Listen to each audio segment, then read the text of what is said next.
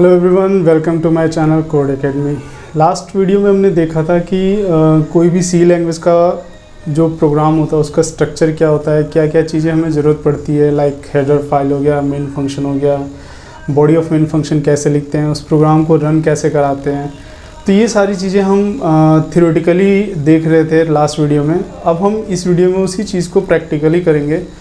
सबसे पहले देखेंगे सी लैंग्वेज का सेटअप कैसे करते हैं, किस सॉफ्टवेयर की हमें ज़रूरत पड़ती है, उसका प्रॉपर सेटअप क्या होता है। उसके बाद हम उसमें प्रोग्राम्स को लिखते कैसे हैं, उस प्रोग्राम को रन कैसे कराते हैं, कंपाइल कैसे कराते हैं। तो ये सारी चीज़ें हम आज इस वीडियो में प्रैक्टिकली करके देखेंगे।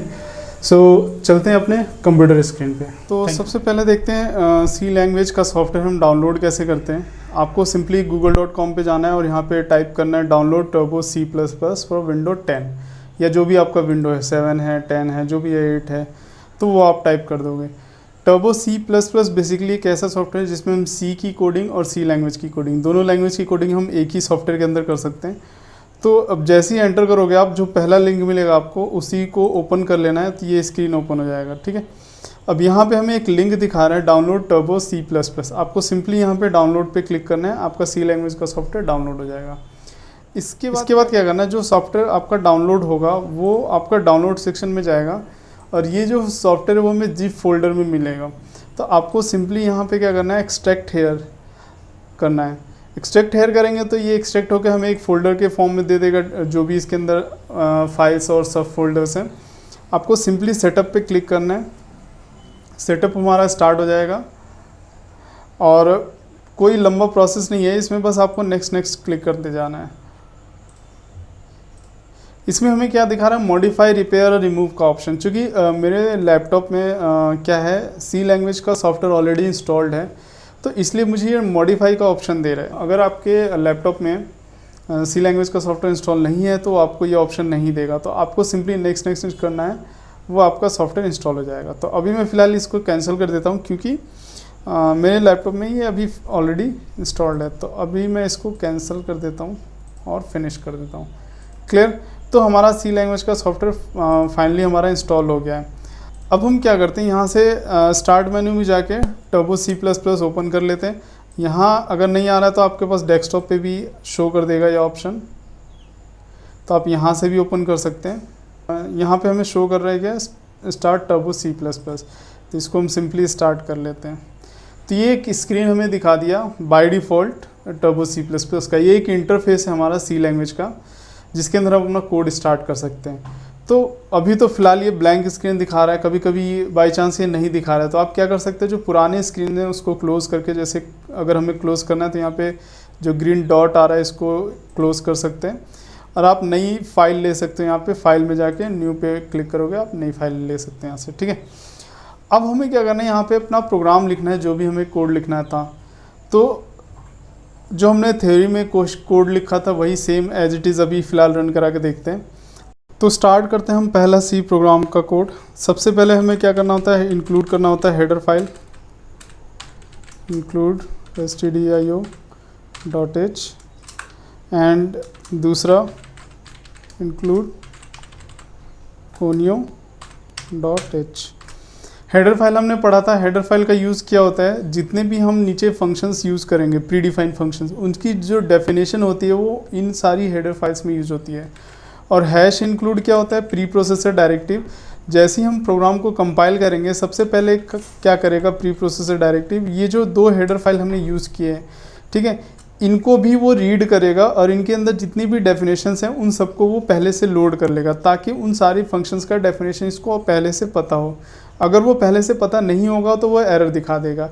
ये अभी हम करके भी देखेंगे कि एरर दिखाता है या नहीं दिखाता है। ठीक है, नेक्स्ट स्टेप है, हमें मेन मेथड बताना पड़ता है।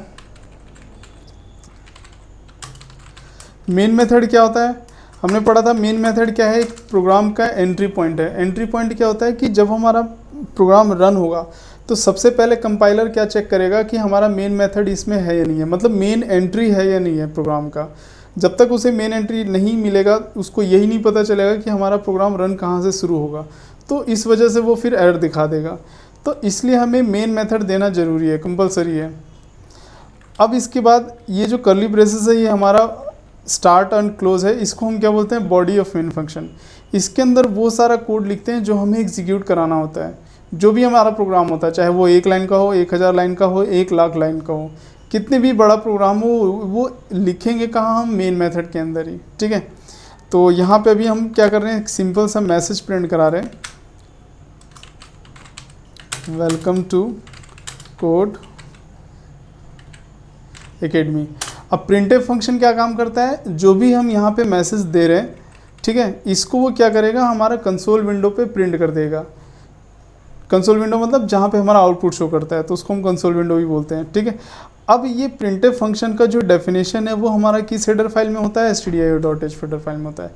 अभी के लिए फ़िलहाल हम चाहे तो kony.h हटा भी सकते हैं, बट हमें stdio.h लगाना पड़ेगा क्योंकि हमने प्रिंटफ फंक्शन यूज़ किया है, और इस प्रिंटफ फंक्शन का डेफिनेशन जो है वो stdio.h हेडर फाइल में हमारा पहले से लिखा होता है। ठीक है, तो जब वो जब हम प्रोग्राम को कंपाइल करेंगे तो इस फंक्शन का डेफिनेशन से ऑलरेडी पता चल जाएगा, तो इसलिए वो फिर एरर शो नहीं करेगा। लास्ट में हम क्या करते हैं, सेमीकोलन लगाते हैं। सेमीकोलन का काम क्या होता है, ये लाइन को टर्मिनेट करता है, मतलब ये बताता है कंपाइलर को कि ये लाइन जो है हमारा वो यहाँ पे ख़त्म हो रहा है। जैसे हम हिंदी के, इंग्लिश की कोई सेंटेंस लिखते हैं तो वहाँ पे हम फुल स्टॉप लगाते हैं। फुल स्टॉप लगाने का फ़ायदा क्या होता है कि अगर हमें 2 लाइन्स को, 2 सेंटेंस को सेपरेट करना है तो वहाँ पे हम फुल स्टॉप लगाते हैं। इससे ये पता चलता है कि ये लाइन अलग है और ये लाइन अलग है। सेम यहाँ पे यही चीज़ है।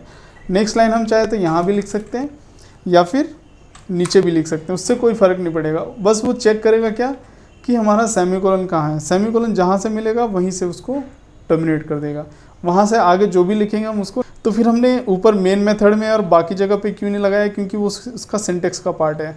अगर हम मेन मेथड में लगा देते हैं सेमीकोलन तो इसका मतलब ये हुआ कि ये जो हेडर फाइल है, सॉरी ये जो मेन मेथड है ये यहीं पे टर्मिनेट हो गया है, मतलब मेन मेथड यहाँ पे ख़त्म हो रहा है, तो उसके अंदर जाएगा ही नहीं। फिर वो मेन मेथड के अंदर जो हमने स्टेटमेंट्स, जो भी हमने प्रिंट कराने के लिए जो भी कोड हमने लिखा था उसको वो रन ही नहीं कराएगा, क्योंकि वो लाइन वहीं पे टर्मिनेट हो गई, ख़त्म हो गई, तो इसलिए वो आगे जाएगा ही नहीं, उसके अंदर जाएगा ही नहीं। तो इसलिए हम मेन मेथड के अंदर सेमीकोलन नहीं लगाते हैं। बाकी आप अंदर जितने भी स्टेटमेंट लिख रहे हो वहाँ पे हमें मेन टर्मिनेटर लगाना होता है। कहीं कहीं पे हमें लगाने की ज़रूरत नहीं पड़ती है, वो हम आगे देखेंगे जैसे जैसे प्रोग्राम में और चीज़ें और भी कंसेप्ट करेंगे, पढ़ेंगे, तो उसमें हमें पता चलते रहेगा कि हमें कहाँ पे सेमीकोलन लगाना है या नहीं लगाना है। तो बाय डिफ़ॉल्ट जितने भी लाइन्स होती हैं वो सब जगह हमें सेमीकोलन लगाना पड़ता है। सपोज़ हम एक लाइन और लिख लेते हैं यहाँ पे, हेलो। तो ये हमारा एक सिंपल सा प्रोग्राम बन गया जिसमें हम 2 चीज़ प्रिंट करा रहे हैं। एक तो ये hello, welcome to Code Academy, and second line है हमारा हेलो। ये 2 चीज़ें हम प्रिंट करा रहे हैं। ठीक है, अब प्रिंट तो करा लिया, लेकिन क्या मतलब कोड तो हमने लिख लिया, लेकिन क्या ये कंप्यूटर को समझ में आ जाएगा कि हमने क्या लिखा है, क्योंकि कंप्यूटर क्या समझता है, बाइनरी लैंग्वेज समझता है। तो अब मुझे क्या करना पड़ेगा, इसमें 2 टास्क अभी हमारा बाकी है। एक तो हमारे अपने प्रोग्राम में ये चेक करना कि हमारे प्रोग्राम में कोई एरर है या नहीं है। दूसरा, हम अपने प्रोग्राम को बाइनरी लैंग्वेज में कन्वर्ट करेंगे ताकि मशीन उसे आसानी से समझ सकें। तो ये दोनों काम हमारा हो जाएगा जब हम प्रोग्राम को कंपाइल करेंगे। और कंपाइल करने के लिए यहाँ पे हमारे पास एक ऑप्शन होता है कंपाइल का, यहाँ पे आप देख सकते हो। इसका शॉर्टकट क्या है Alt+ F9। तो हम या तो यहाँ से कंपाइल पे क्लिक कर सकते हैं या Alt F9 बटन क्लिक कर सकते हैं कीबोर्ड से। तो अभी फ़िलहाल मैं कंपाइल कर रहा हूँ, तो यहाँ पे दिखा रहा है हमारे पास टोटल, सॉरी फिर से कर लेता हूँ, ये यहाँ पे हमें टोटल लाइन दिखा रहा है 461 और स्टेटस दिखा रहा है सक्सेस। अब टोटल लाइन जो है 461 वो कहाँ से आया, क्योंकि हमने कोड में तो लिखा नहीं है 461 लाइन, मुश्किल से हमारा 5-6 लाइन का कोड है।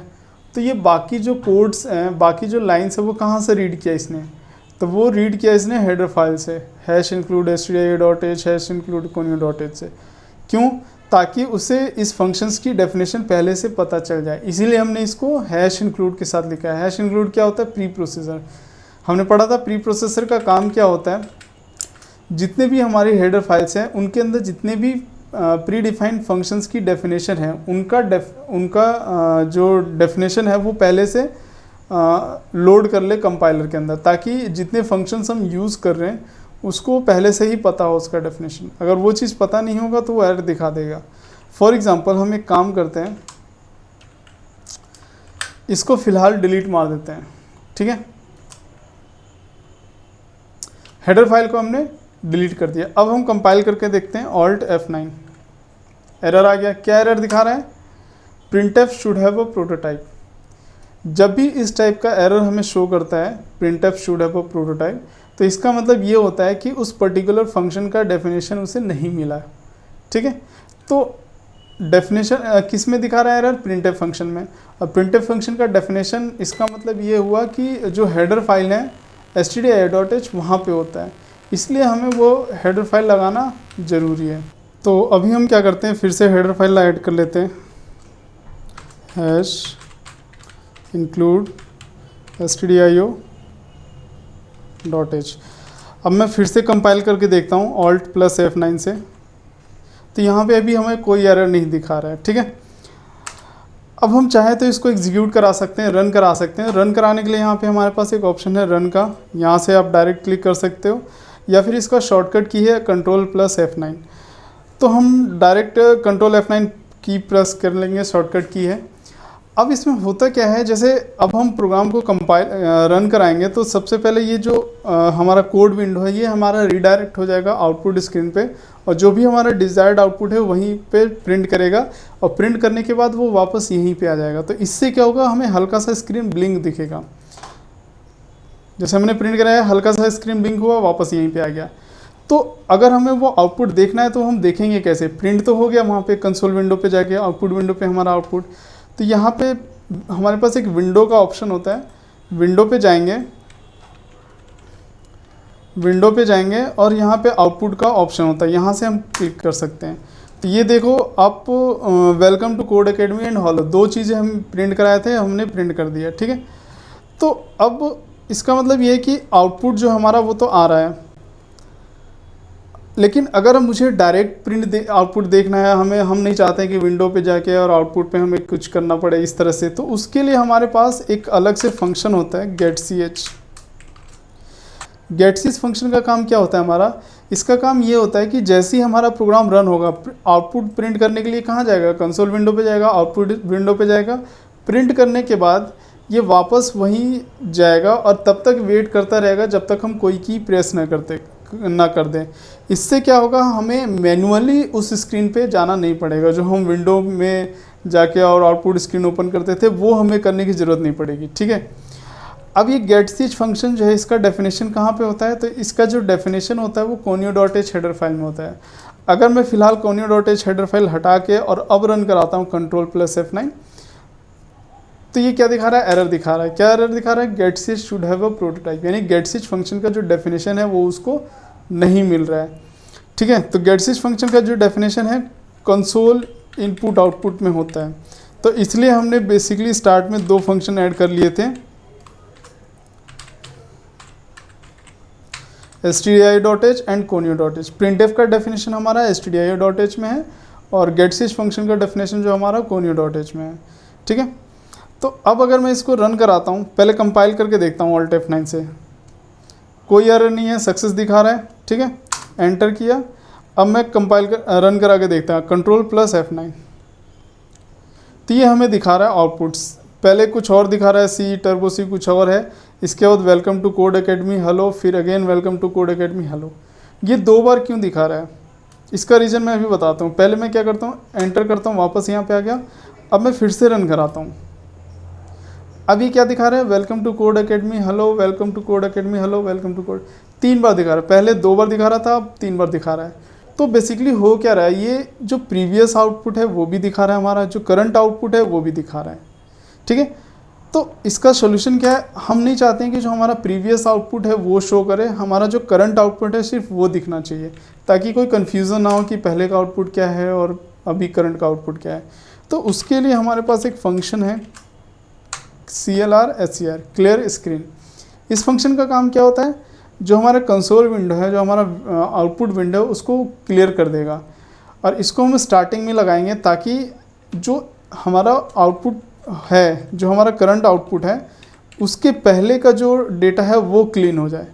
अभी करंट का जो आउटपुट है वो हम क्लियर नहीं करना चाहते हैं, जो हमारा पहले का आउटपुट है वो क्लियर करना चाह रहे हैं, इसलिए हमने CLR पहले ही लगा लिया है। अब अगर मैं इसको रन कराता हूँ Ctrl+F9, तो आप देख सकते हो जो पुराना आउटपुट है वो सारा क्लियर हो गया और जो हमारा करंट आउटपुट है वो प्रिंट हो रहा है। ठीक है, तो ये एक बेसिक सा सिंपल सा प्रोग्राम हो गया। इसके स्टेप्स हो गए कि हमें क्या क्या करना होता है। सबसे पहले हमें कुछ हेडर फाइल्स लगानी पड़ती हैं, जिनमें से stdio.h, conio.h मेन है। इसके बाद हम मेन मेथड लिखते हैं। उसके बाद हमारा क्लियर स्क्रीन, ये ऑप्शनल है, आप चाहे तो दे सकते हो, नहीं दे सकते हो। इसका बेसिकली काम क्या होता है, जो हमारा प्रीवियस आउटपुट है वो क्लियर कर देगा, बस और कुछ नहीं। उसके बाद हम अपना वो सारा कोड लिखते हैं जो हमें रन कराना होता है, और फाइनली हम गेट स्विच लगाते हैं ताकि जब हम प्रोग्राम को रन करें तो हमें स्क्रीन को होल्ड करके रखे, वहीं पे वो रुका रहे कब तक, जब तक हम कोई की प्रेस ना करें। इससे फ़ायदा ये है कि हमें वो आउटपुट जो है वो डायरेक्ट दिख जाएगा, हमें अलग से आउटपुट स्क्रीन ओपन करने की ज़रूरत नहीं पड़ेगी। ठीक है, अब ये तो हो गया। अब अगर हम स्टेप बाय स्टेप देखना चाह रहे हैं कि हमारा एक्चुअली में प्रोग्राम रन हो कैसे रहा है, तो उसके लिए हमारे पास एक शॉर्टकट की है F7। मैं जैसे ही F7 प्रेस करूंगा ये स्टेप बाय स्टेप रन होना शुरू हो जाएगा। आप देख सकते हो जैसे मैंने F7 प्रेस किया तो सबसे पहले क्या यहाँ पे वॉइड मेन पे ये हाईलाइट हो रहा है।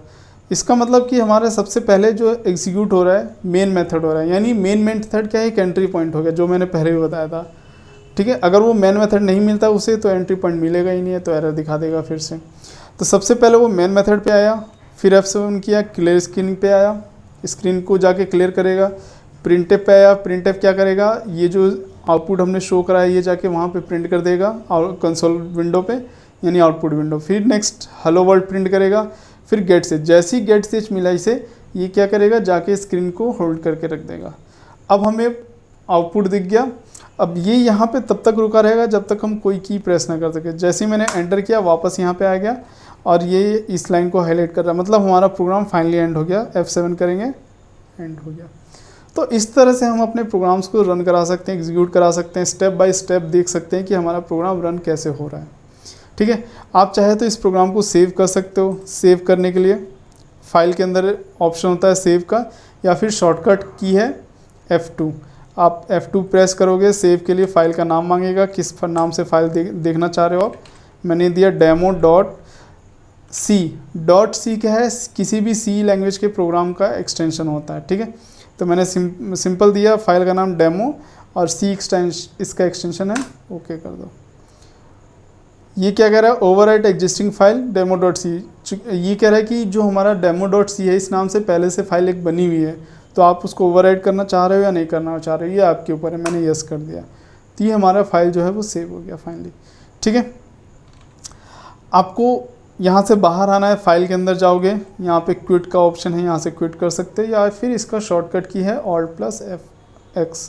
तो आप Alt+X करोगे, ये बाहर आ जाएगा। ठीक है, तो ये था हमारा आज का वीडियो, जिसमें हमने ओवरऑल प्रोग्राम को रन कैसे कराते हैं ये सारी चीज़ें देखा। मिलते हैं नेक्स्ट वीडियो में।